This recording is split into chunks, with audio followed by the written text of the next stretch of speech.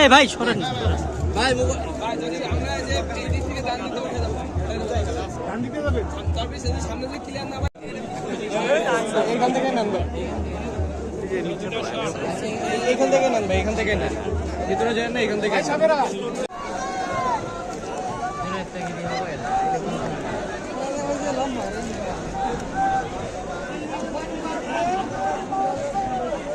area সামনে চলে যান